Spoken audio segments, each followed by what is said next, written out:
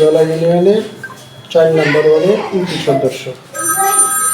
আমাদের ইউনিয়নের চেয়ারম্যান গ্রেপ্তার হওয়ার পরে যে প্যানেল চেয়ারম্যান হুমায়ুন কবির, ওনারা খুব ভালোভাবে পরিষদ চালাইতেছে। আমরাও তাকে সহযোগিতা করতেছি, সকল মেম্বাররা মিলে সবাই তাকে সমর্থন দিচ্ছি এবং কার্যকলাপ খুবই সুন্দরভাবে পরিচালনা করতেছে।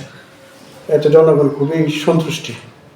আর পাশাপাশি তো এই যে আপনার চেয়ারম্যান সাহেব বলে গেলেন যে আমাদের বিল্ডিংটা ঝুঁকিপূর্ণ, পিছনে লেফটিন সহ আরও কয়েকটা দুর্গন্ধ ছড়া, মানুষ গোলাপান প্রাইমারি স্কুলে আসে, এই আমাদের কাছে অনেক অভিযোগ জানা। ওইটা আপনার চেয়ারম্যান সাহেব চলে গেছে, আমরা মিটিংয়ে বলছি যে এই বাথরুমটা মেরামত করতে হবে।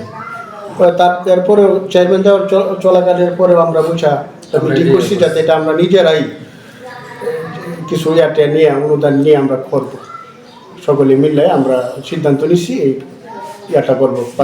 গ্রাম্য আদালত কি চালু আছে? হ্যাঁ, গ্রাম্য আদালত আমাদের মিটিং হয় মাঝে মাঝে। এই মিটিং হয়, কিছুদিন আগে আমাদের 2 দিন ব্যাপী ট্রেনিং হয়েছে। আমাদের একটা বাতাও ছিল, আর তারপরে আপনার এই খাবারটাও আমাদেরকে উপজেলা থেকে উপজেলা হলরুমে হয়েছে আর কি। তো এই আর কি বলবো। আসসালামু আলাইকুম। জি, আসসালামু আলাইকুম। আমি 3 নং দলা ইউনিয়ন পরিষদ তারাইল কিশোরগঞ্জ প্যানেল চেয়ারম্যান,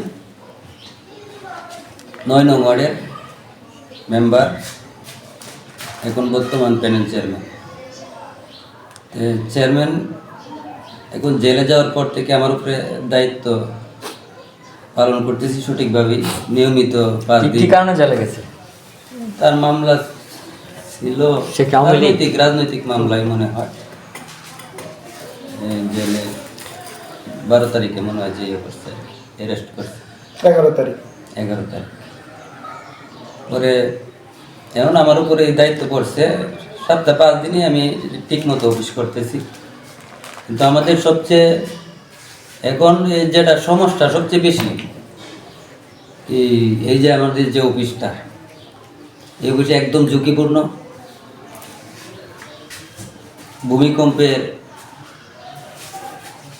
পুরাইয়ের মধ্যে আমরা আছি, ঝুঁকিতে। হ্যাঁ, একদম ঝুঁকিতে আছি। দেখতেছেন জরাজীর্ণ, সব দিক দিয়ে ফাটা।